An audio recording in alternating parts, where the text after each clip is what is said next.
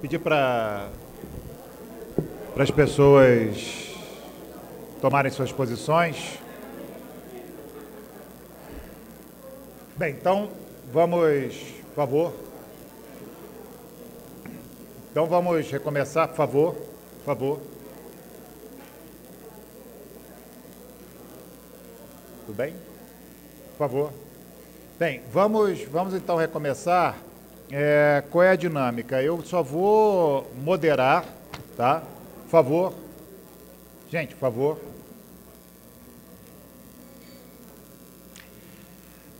Eu só vou moderar, tá? Agora essa parte final da audiência. Tem aí, né, pessoas que estão trabalhando aqui conosco com os microfones. Quem quiser pedir a palavra, pode levantar o braço. Vou pedir para identificar nome e local. E pode fazer uma pergunta ou um comentário de modo realmente bem sucinto. Eu vou controlar o tempo, se a pessoa começar a extrapolar. E os apresentadores aqui, eles podem fazer os comentários. Então, eu só vou moderar. Então, vou me sentar aqui.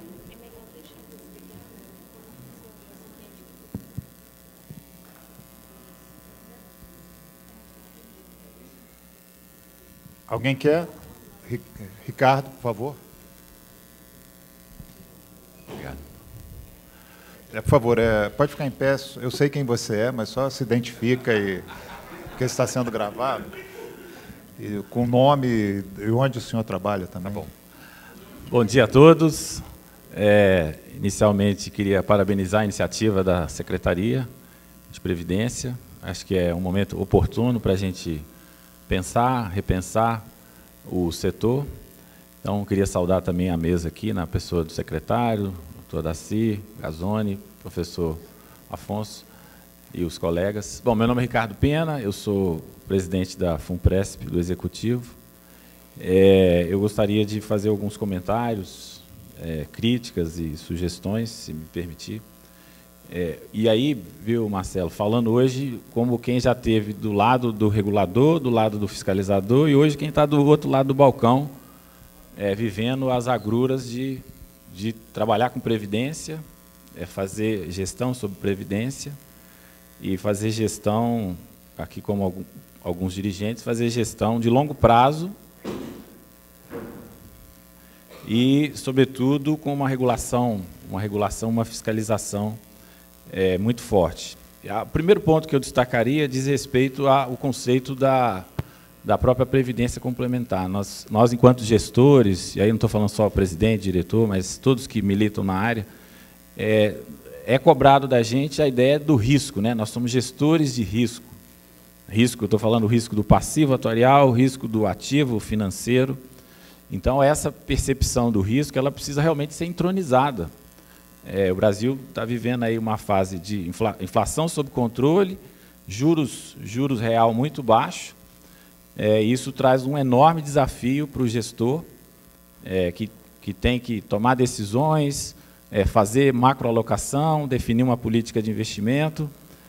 Ou seja, no nosso DNA é cobrado, na nossa habilitação é cobrado esse perfil do risco. Então, eu acho que a estrutura tem que ser pensada. Por que eu estou falando isso? Porque a regulação e a fiscalização, às vezes, ela vai no cara crachá.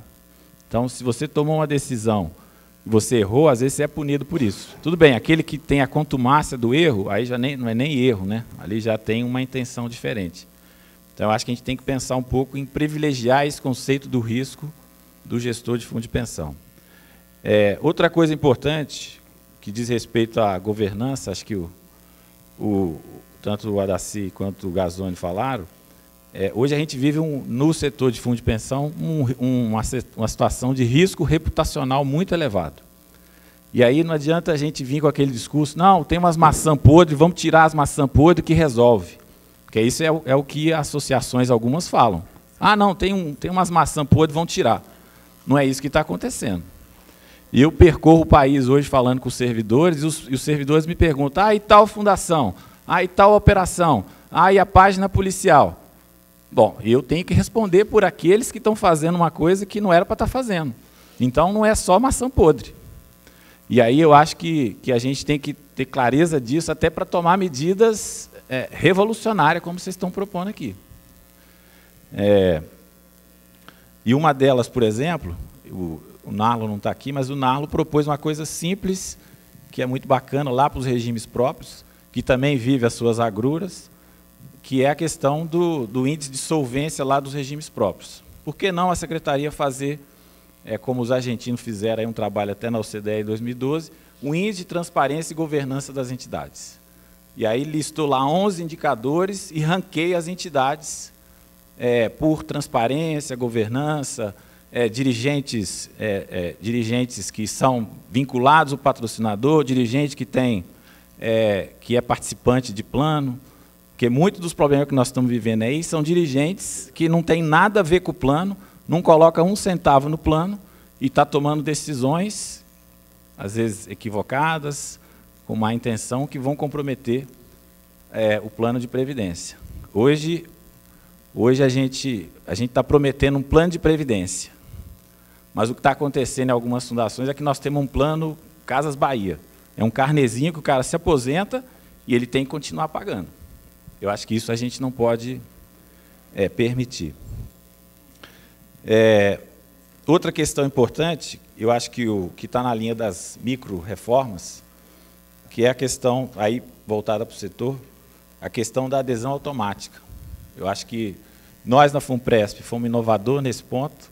Hoje, várias entidades estão indo nessa direção, e os resultados são, viu, Marcelo, você que é um pesquisador, professor Afonso também, a gente ainda não conseguiu medir os efeitos dessa política pública, porque é uma política pública importante, né? Você inverte a lógica da adesão e fomenta a poupança, incentiva a poupança, mas os resultados têm sido excelentes. Hoje, 86% dos que entram pela adesão automática estão permanecendo.